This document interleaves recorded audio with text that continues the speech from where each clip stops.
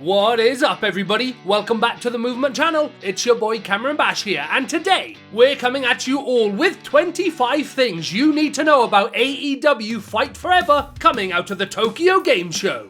Now, while the official teams from AEW, THQ and Yuke's were fairly tight-lipped this past weekend at the Tokyo Game Show, the real MVPs are the fans and journalists that attended the event and brought brand new footage and information to the internet themselves. We're going to leave links to all of the fine people who helped bring much of this information to light this past weekend in the description down below, so make sure you go and give them a thank you for their efforts from the movement community. But with that being said, let's not waste any more time and jump straight into the 25 things that you came to this video for. Kicking us off at number 1, it was previously reported that some licensed music wouldn't be included in the game due to some budgeting issues. However, thanks to footage from the Tokyo Game Show, we can confirm that CM Punk's Cult of Personality is one of the songs that has made the cut and will be included in the game. He also shouts "It's clobbering time" during his entrance. In response to someone asking about the amount of time wrestlers sell for in this game, Monster Brunch responded saying that he also disliked wrestling games where the characters pop up too quickly, and said that he didn't feel like that was a problem in AEW Fight Forever. When talking about drawbacks to the size of characters like Paul White, Monster Brunch mentioned that he was definitely more sluggish and took longer to climb to the top rope, that he would also take a little bit longer to start running compared to other wrestlers, and all in all, he said it just felt right. When discussing the movesets, Monster Brunch mentioned that all of the characters had specific moves just for them, unlike something like 2K Battlegrounds, and he also mentioned that the AI would utilize these movesets well, with characters like Rosa going for dives and Kenny trying to set up his specific moves, like the Snapdragon Suplex. When talking about the in-game finishers, Monster Brunch said that they were effective in the moment that you use them, but not long-term over the length of the match. This seems to indicate that you won't be able to spam pins on your opponents to win, and you'll have to earn that finisher to get the dub.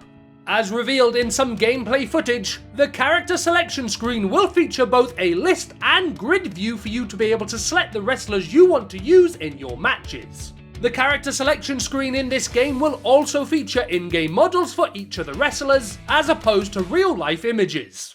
In the WWE Games franchise, if you put your opponent against the ropes, you can see this animation of them being huddled up on them. But in AEW Fight Forever, you get this animation, with their arms spread out and chest exposed. I personally find this one to be a small but great piece of innovation for the AEW game. In AEW Fight Forever, striking your opponents near the barricade will cause them to collide with it in a similar way to that of the ring ropes. During the Tokyo Game Show, we got to have our first look at Hikaru Shida's entrance, and we can see that she comes out with her signature kimono and kendo stick. We also got to see Thunder Rosa's entrance for the first time this weekend, and we could see that she will enter carrying her signature flag. The only other entrance we got to see for the first time this weekend was that of Paul White's, and while there's nothing too notable to say about this entrance, it definitely suits his character.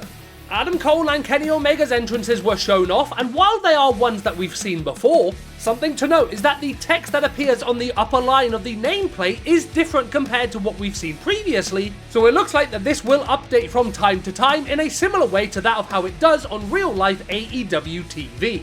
As pointed out in another tweet from Monster Brunch, he says that when opponents have a high amount of momentum in their spirit meter, you will be able to pick up larger characters like Paul White, which is something that we saw in the gameplay provided to us by the Game Club.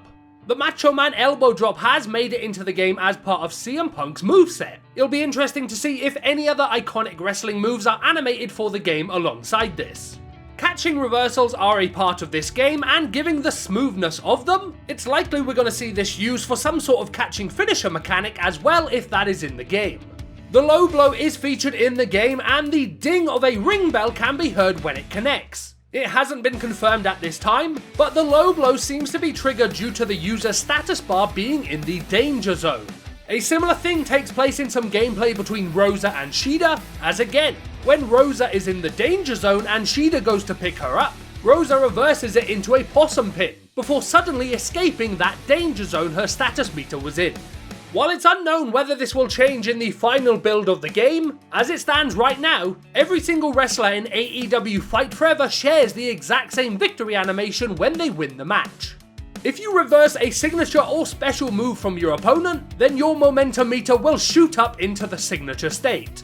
It can be a little difficult to make out due to the background noise from the Tokyo Game Show, but as pointed out by Cade Crowlog on Twitter, the grunts you hear from the in-game wrestlers are recorded by the actual wrestlers themselves.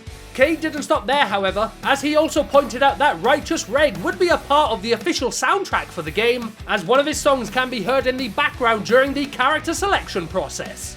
And in a final tweet from Cade, he also points out another addition to the game soundtrack, as Go Team Go from Swerve City's latest album can also be heard playing in the background during one of the in-game matches. Character overall ratings are currently not featured in the demo build for the game, as seen in the character selection screen, although that's not to say that they won't appear in the final build for the game.